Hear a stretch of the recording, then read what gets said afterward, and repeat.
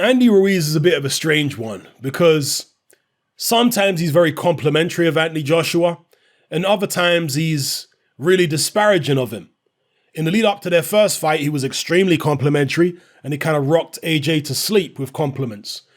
Trying to come across as a super nice guy to maybe make AJ let his guard down. And it worked. But after winning the titles from AJ, he was saying that AJ's a robot. He's stiff. In fact, he did say that before the first fight too, but most of his comments towards AJ were positive. But after the fight, he was like, AJ's a robot. He's not a good boxer. I'm going to knock him out again. So on and so forth. But now he's back to being complimentary again. Because he says that if he beats Anthony Joshua in this rematch, he doesn't think it's over for AJ and that AJ can bounce back. So I'm going to quote Andy Ruiz directly here. He said to Sky Sports, "I think he should take a little break if I beat him. Let him recuperate, but 1 or 2 losses are not going to make a difference. He's still a warrior. He's still a great fighter, and I'm sure he'll bounce back. It means a lot. He said that because I defeated him. He was the greatest heavyweight champion of the world. He had all the belts, and now I do. So it's a big blessing to be in this position." So those are the words of Andy Ruiz. And of course, that last bit is where he was responding to the fact that AJ said that he was the best heavyweight in the world. So Ruiz responded in kind and said, okay, well, he's a great fighter too. And I'm glad he said that.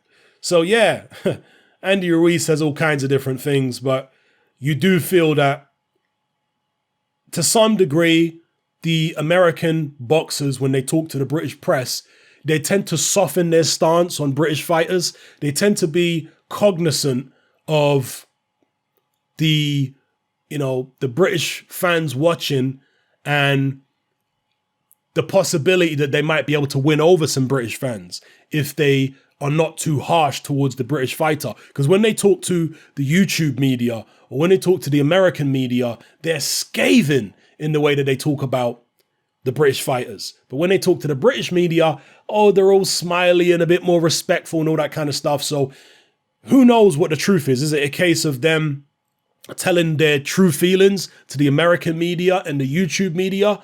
Or is it a case of them telling their true feelings to the British, Sky Sports and stuff like that? Maybe it's something in between. Who knows?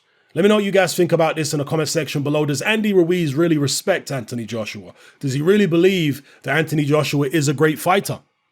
Or does he believe what so many Deontay Wilder fans think and so many PBC cult members think, that Anthony Joshua is an absolute fraud, he's garbage, he's no good, can't fight, doesn't have a heart, doesn't have any endurance, is not a true champion? These are all the things that Deontay Wilder said following AJ's loss to Ruiz. That AJ never was a true champion, that he had everything, laid out on a plate for him, which is absolute nonsense.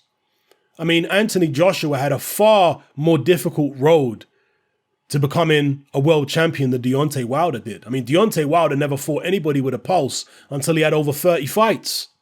That's a fact. That's not speculation.